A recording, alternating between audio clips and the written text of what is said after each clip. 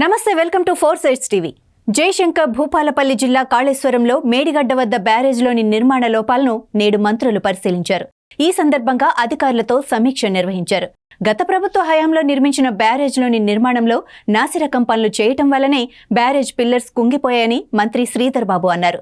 అవగాహన లేకుండా నిర్మాణం చేపట్టడం వల్లే వందల కోట్ల రూపాయలు నష్టపోయామని, దీనికి కారణమైన వారిని వదిలిపెట్టే ప్రసక్తి లేదని అంటున్న తెలంగాణ రాష్ట్ర మంత్రి శ్రీధర్ బాబుతో మా వరంగల్ ప్రతినిధి సుధాకర్ ఫేస్ టు ఫేస్.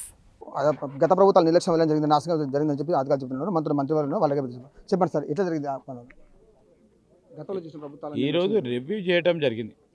ఆ రివ్యూ తదుపరి అనేక అంశాలను నివృత్తి చేయాల్సిన బాధ్యత ఈరోజు రాష్ట్ర ప్రభుత్వాలకు సంబంధించిన ఇంజనీరింగ్ అధికారులపైన ఉంది. గత ప్రభుత్వాలు అనేక తప్పిదాలు చేసింది. ఆ తప్పిదాల విషయంలో తప్పకుండా చెప్పాల్సిన అవసరం ఉంటుంది.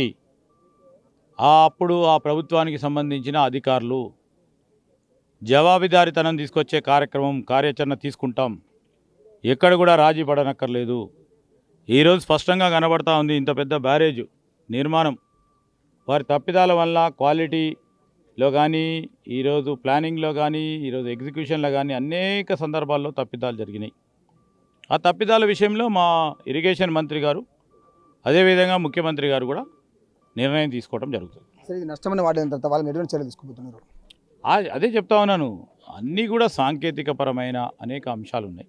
వాటి అన్నిటిని బేరీజ్ చేసుకొని నిర్ణయం తీసుకుంటే ప్రభుత్వం ఖచ్చితంగా ఇది నష్టం గత ప్రభుత్వాలు జరిగింది అనుకుంటే మాత్రం ఖచ్చితంగా వాళ్ళ మీద తగిన చర్యలు తీసుకుంటామని చెప్పి మంత్రి దుద్దుల శ్రీధర్ బాబు చెప్పడం జరిగింది. కెమెరా బాల్తో సుధాకర్, 4 సైడ్స్ టీవీ, వరంగల్.